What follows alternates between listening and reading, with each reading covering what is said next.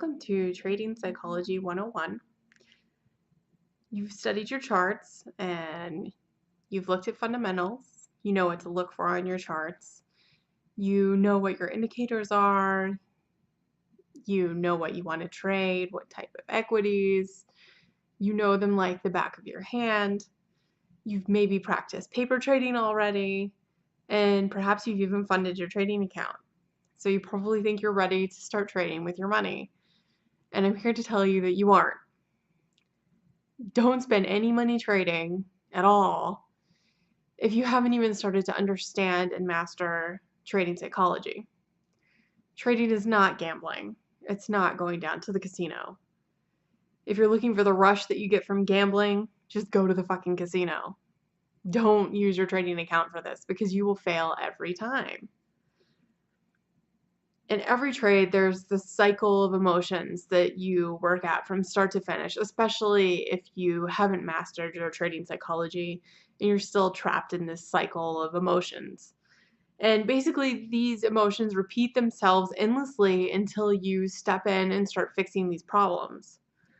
So you have to take control and master them through the use of a trading system and discipline. So we'll use the idea of a purchase of a stock as our example. Your trade begins with this exuberant optimism about whatever you're buying into. If you weren't optimistic about it and excited about it, then and thinking that it was going to go up, then you wouldn't even buy in. So as the stock rises, you get really excited, and you're right, it is a valuable stock. More valuable maybe than you even thought it was going to be.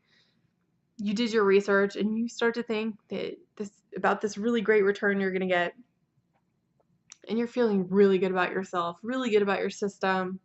You think you're really awesome, and in your mind you're even kind of spending money that you haven't even realized yet. So you start to become impatient and you want the price to go higher. You want more profit, and basically at this point you become greedy. When it hits its peak, you are probably going to be overconfident, unfortunately. When the stock hits its peak, you are unfortunately too overconfident that it's going to go higher to recognize that you should be selling here at the peak and not holding. This is a rookie mistake. This is the point of maximum financial risk. It's not where you bought in. It's not at the bottom. It's at the top. You have all of your profits to lose here. And so this is the point where you actually will see people get a little bit optimistic because they think it's going to continue going up. Because all of the idiotic masses are going to take notice of the stock price being so high. Think of something like Apple or Google or Tesla, and they start to buy in. But because so many people have bought in at this price that can't be supported, the stock is now oversold. And when the stock's in that position, its value begins to decline. The market's moving against you now, and you're just going to be in total denial. As it begins to fall, you simply can't believe its value is falling, and you refuse to sell because it's going to come up, right? I mean, you did this analysis. It's a wonderful stock. What could possibly be wrong? Surely the market doesn't know anything. You know more than the market. So as the stock continues to fall, you start to feel anxiety, maybe even regret for not having gotten out at the peak where you should have exited with a nice profit. Instead, here you are holding it because you've been greedy and you failed to recognize you were greedy before, and now you're just scared because the value of the stock has fallen, maybe even below what you paid for it. And now you worry about how much money you're going to lose instead of how much money you're going to spend on a speedboat that you didn't even need. So basically, you've lost the ability to be rational at this point. You haven't even been rational since you purchased, basically. So because you've lost the ability to be rational and go back to your data and actually draw conclusions from it, you've basically come to the conclusion that the market is turned against you. And at this point, the data that you do see just surrounds you like an ocean, and you're just going to drown in it.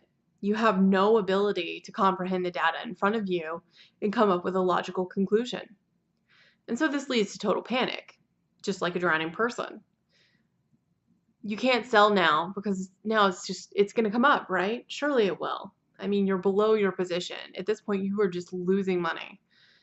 So eventually the stock will hit its rock bottom price or have some low that's way below what you paid for it. And it puts you in a state of despair. You haven't been disciplined. You haven't followed your trading system. You've been emotionally out of control. And now you're going to pay the price for that by selling your stock at a substantially lower price than what you paid for it. And you're totally fucked. You just are. So it's going to make you despondent at this point because you can't really believe that these events transpired because you had such high hopes. And you may even swear off the market. You may call it gambling. You may say it's reckless. You may say that no one can possibly make money off of it because you didn't. But this is wrong. It's totally wrong. It's completely wrong. A stupid trader is a trader that doesn't master their emotions, it makes mistakes, and they don't make money consistently because they get trapped in this cycle. And it's endless until you step in and fix it. And the market will make that kind of trader their bitch every single time. The smart trader knows that the point to have purchased the stock is where you just sold in utter desperation and fear. And the point to sell is where you became an overconfident twat. But that's okay. You're going to learn to get a handle on your mind and become an efficient trader that has mastered their emotions or has at least created a trading system to work around those blind spots in the meantime. The biggest enemies to your trading plan are your own greed, fear of taking risks, and subsequent regret when things don't work out.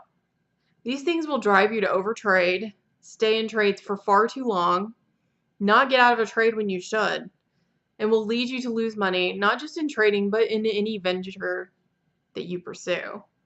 So you might be asking yourself, how do you stop this process from happening? How can we intervene and stop these issues from even coming to fruition? Well, you're going to need some tools in your toolkit. We can't get a hold of our emotions immediately. We need to work around that. And the best way to work around these issues is with a solid trading plan.